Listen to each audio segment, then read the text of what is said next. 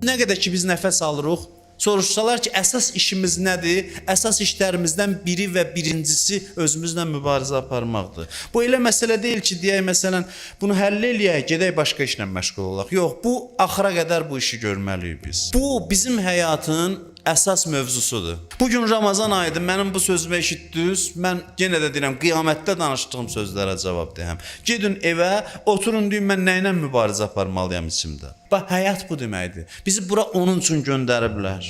Gün nədən başlayırsa hər gün açılır, möminin günü nədən? Mübarizədən. Yuxudan durmalısan sübh namazından. Gün başlayır mübarizədən axşama qədər.